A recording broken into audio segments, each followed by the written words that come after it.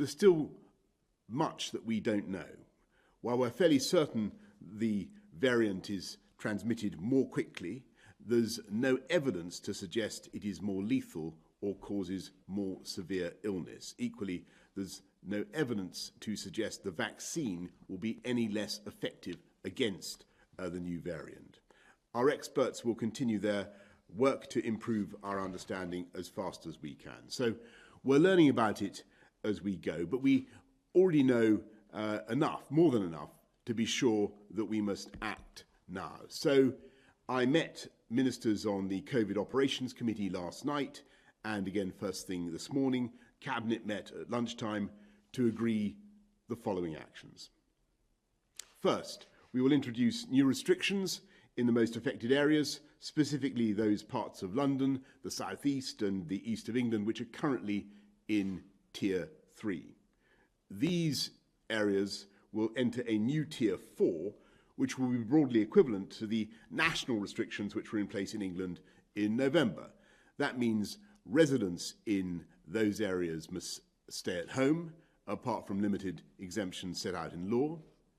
Non-essential retail, indoor gyms and leisure facilities and personal care services must close. People must work from home if they can, but may travel to work if this is not possible, for example, in the construction and manufacturing sectors. People should not enter or leave Tier 4 areas, and Tier 4 residents must not stay overnight away from home. Individuals can only meet one person from another household in an outdoor public space. Unlike the November national restrictions, communal worship can continue to take place in Tier 4 areas, and these measures will take effect from tomorrow morning. All tiers will continue to be regularly reviewed in line with the approach previously set out, with the next formal review taking place on the 30th of December.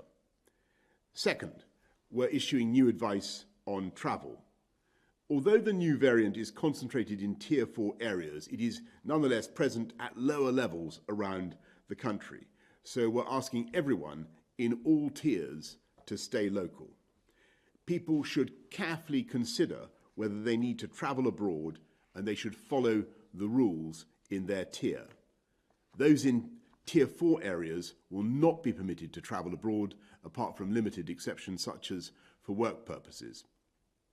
Third, we must, I'm afraid, look again at Christmas. And as Prime Minister, it's my duty to take difficult decisions, to do what is right to protect the people of this country.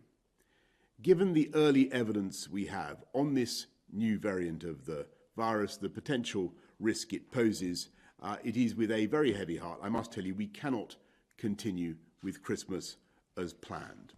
In England, those living in Tier 4 areas should not mix with anyone outside their own household at Christmas, though support bubbles will remain in place for those at particular risk of loneliness or isolation.